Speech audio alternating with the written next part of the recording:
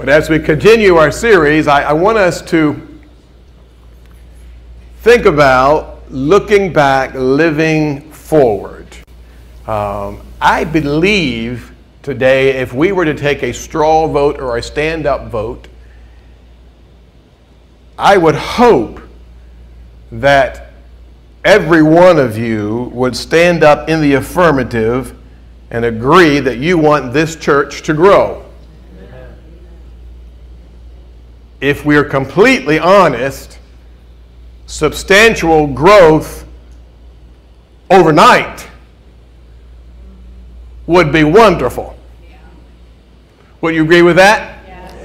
Yes. We'd like to see Park Lane grow faster than it is. I think it's fair this morning to see and say that we all long for God to bring healing and hope and peace and purpose to the communities we represent that come here and worship every weekend. And because the gospel message at its core is very urgent,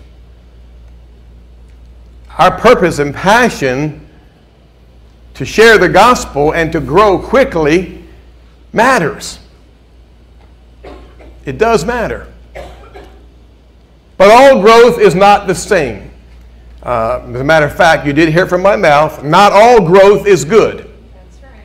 That's right. Growth without health can be a cancer that will eat away at any church. In spite of the cultural challenges that we have today, and in spite of all the stats and odds stacked up against the church, I wonder, is it possible to grow without compromising what God has called Park Lane to do and to be? I believe the answer is still yes, an emphatic yes.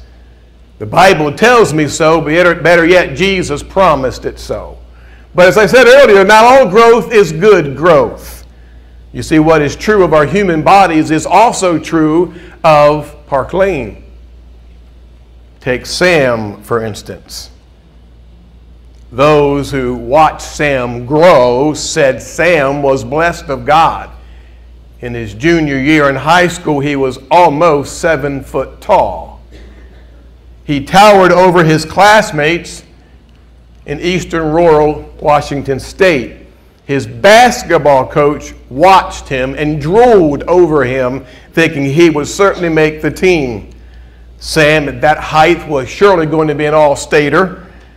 Surely he would get a basketball scholarship quickly, just as others were racking up demerits in high school. But Sam didn't, because Sam couldn't. You see, Sam grew too fast. His bones couldn't catch up, and every joint in his body ached because he grew too fast. Sam even needed special braces to help him walk normal. So not all growth is good. There is a world of difference between gathering a huge crowd and growing a healthy church. And knowing the difference matters supremely. Now, how many of you know that our church growth matters? Our church growth matters. It doesn't matter because someone wants to preach to more people. It doesn't matter because someone wants to brag to their colleagues. It doesn't matter because someone wants another book deal or a higher social media status or fill up an outside speaking schedule. Our church growth matters because people matter. That's right. That's right. And people matter to God. They do. Now, most churches I know and I visit and I preach at and I minister at, most churches are sincere. They want people in their community who are distant from God and need to connect with God or reconnect with God. They want them to grow up with God in spiritual maturity. And that is all good because that's the mission of the church according to Jesus. Jesus said in Matthew chapter 28, you are supposed to go. And as you go into the world, you're supposed to show. You're supposed to tell. And you're supposed to grow. So go show, tell, and grow is a mission of Jesus. But let me be perfectly clear this morning. Jesus does not want Park Lane to look like another carbon copy of a church down the road. Jesus wants to draw out of our congregation its unique God-given identity and purpose. And that happens when all of us discover the increasing, fruitful, abundant life Jesus has promised. We find those words in Matthew chapter 6 and also Luke chapter 12. Watch the big screen. Jesus said, consider how the wildflowers grow. They do not labor or spin yarn. Yet I tell you, not even Solomon in all of his splendor was dressed like one of these. A modern translation of those verses says, learn how the flowers grow. It does not toil or spin. Read with me, please. All by itself it grows. Again, all by itself it grows. All by itself it grows. Now, not all numerical growth is the same. The all by itself principle must be factored into every congregation. Just like our high school student, Sam. Sometimes churches grow in ways that does not translate into Jesus expansion or reaching the lost in their community. Sometimes church growth can be unhealthy. Yes. Let me explain myself. When does church growth become unhealthy? Let me give you 3 reasons, or at least 3 factors. Number 1 would be when discipleship doesn't accompany evangelism. When discipleship does not accompany evangelism. A second reason would be when growth is built on the back of a couple charismatic leaders. A third reason would be when new people are drawn into the church through cheap tricks or gimmicks. If there's anything I know about church growth, it is this. We cannot pursue church growth without conviction. Anyone with a little bit of charisma and a public dynamic can draw a crowd. You can buy a smoke machine, you can play some groove music, you can string up some new fad lights, you can show some movie clips, you can encourage the cool people from the boring church down the street to come and be a part of your church. We might raise the numbers by doing all of that. We might even get some new speaking engagements. But that's unhealthy church growth. Let me show you what healthy church growth looks like. Watch the big screen. Healthy church growth happens when disciples make disciples who make more disciples. That's right. That's healthy growth. When disciples make disciples who make more disciples. And apparently that is not happening across the board in the Church of Jesus Christ. For over 30 years now, Tom Rainer has studied the church growth, the ups and downs, the ins and outs. He's devoted his entire life to studying the church and consulting with major denominations how to help their denomination and the church as a part of that denomination to grow healthy. Tom Rainer said this some time ago. Watch the big screen. 9 out of 10 churches in America are either declining or growing so slowly they are not keeping up with the growth rate of their own community. 50% of churches didn't add a single new person to their fellowship last year. Rayner says, I estimate that 8,000 to 10,000 churches will close their doors in the coming year. And that's a lot to digest. Yeah. That is a huge pill to swallow. It's a pill of truth, though, so I want us to read it again. 9 out of 10 churches in America are either declining or growing so slowly they are not keeping up with the growth rate of their own community. 50% of churches didn't add a single new person to their fellowship last year. I estimate that 8,000 to 10,000 churches will close their doors in the coming year. Let's break that down, make it real for us. Sounds like to me, Rayner is saying from the eastern seaboard to the west coast, 90% of churches are losing ground. In their respective communities, instead of enlarging their territory, they are giving up property. Most are declining. Many will close soon. And folks, if that doesn't break our hearts, then we all need a Halter monitor. Yeah. Quickly. That's right. Since 1981, when Trish and I went into the ministry, I've noted a few things about church growth. I've seen a few things that are sort of fascinating and also disturbing about churches today. As I look back over 30 plus years now, churches that are stagnant, there's a common thread to them.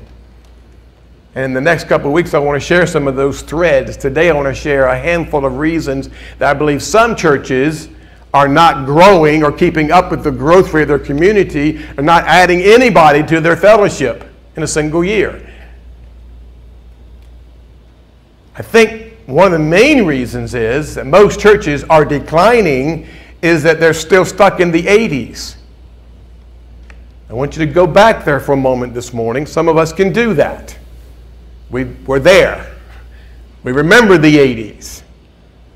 The big hairdos and everything. We remember 30 plus years ago what church was like. Churches that are still in the 80s, they're stuck in a time warp. The world has passed them by. If you were to ask anybody today about those who were stuck in the 80s in that time warp, they would say something like this. They're outdated. They're irrelevant. So why has that kind of testimony befallen so many churches? And why are the vital signs unhealthy? Why aren't more churches reproducing, reinforcing, reviving, and revitalizing just like Jesus promised in the growing all by itself principle? It would be very easy for you and I to sit here and simplify the issue. We could all offer reasons why we believe churches that are stuck in that time warp have failed to grow, have actually declined. But just like addressing a bleed out or a cardiac arrest, we cannot afford to oversimplify this issue. So how about if we take a real candid look at some things that happen in some churches who are stuck in the 80s? And before I do that, I want you to watch a small video clip. I think it explains what some of us are unwilling to admit about our church today. Watch this video. Imagine a church where every member is passionately, wholeheartedly, and recklessly calling the shots. I don't know who sets the worship center temperature, but why does it have Why do you have to be so right? Heated chairs are now being installed. This one wants a small church, but I'm afraid if it's too small, they're going to make me volunteer like crazy. And I don't stack chairs, do I? Makes total sense. Join now and we'll let you decide the size of our church. We're millennials, and we want a church that... Say no more. Any requests you have will be granted immediately. parking is horrible. It takes me almost 6 minutes to get from my car to the building. Oh. It's going to take me 6 seconds to tell you a valet service is on the way. My pastor's preaching, it's all over the map. I say, I don't know, stick with the books of the Bible. We should be only exegetical. Okay, next week we start John chapter 1, verse 1. And we'll even start pronouncing that word the way you said it. Hey, I'd like the sermon to be no longer than 30 minutes. How does 15 minutes sound? Hey, anybody willing to go 15 should be willing to go to 10. You drive a hard bargain. But from now on, 5-minute sermons it is. Now you're talking. Me Church, where it's all about you. That is a reality, folks. Done in a parody form, but that is a real issue or issues today in a lot of churches. So let's break this down a little bit. I want to talk about some things I've watched over the last 35 plus years in dealing with churches who are frozen in a time warp. They're still doing ministry like they did it in the 80s. Those who are frozen in a time warp try to shelter themselves from the culture.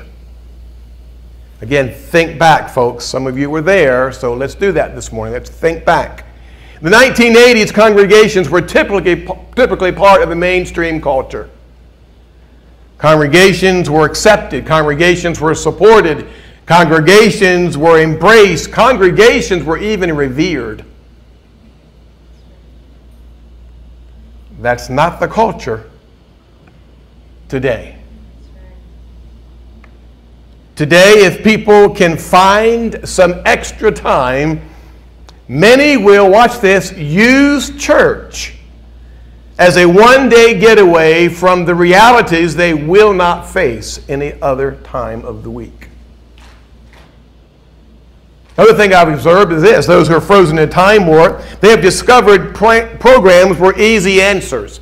They discovered that programs were easy answers. A large majority of churches in the 80s were program-driven. If there was a perceived need in the congregation, they would make a landline phone call to order a resource packet and get a 3-ring binder that best solved that need. Too many churches today think they can still get their quick fixes from the same kind of programs. Another thing I've watched is this: those who were frozen in a time warp catered largely to the needs of the members. While we all love to play the blame game, the government is not fully at blame here. The church has created its own culture of entitlement. We started it 30-some years ago. We designed memberships that are me-driven. Today, only a handful of church members will sacrifice to reach their communities and change their culture. So those who are frozen in this time warp make demands that their own needs and their own priorities and preferences need to be at the top of the list for 2 of the 3 churches they choose to support. There was a day and hour, and many of you realize this, you supported one church. It was your church. It was the family's church. It was great-granddad's church, and we're going to stay with this church. That's not the case today. The average person supports 2 or 3 churches. Those who are frozen in time warp also realized change was more incremental. If a church today decides to stay stuck in the 80s, guess what? It doesn't have to worry about the accelerated pace of the 21st century. Frozen members can actually pretend that their church doesn't need to keep up. They don't need to thrive, just as long as they survive, despite the upside-down state of the world. Fact is this, folks, all of us know this. Let's admit it to ourselves and to our church. We live in mobile moments.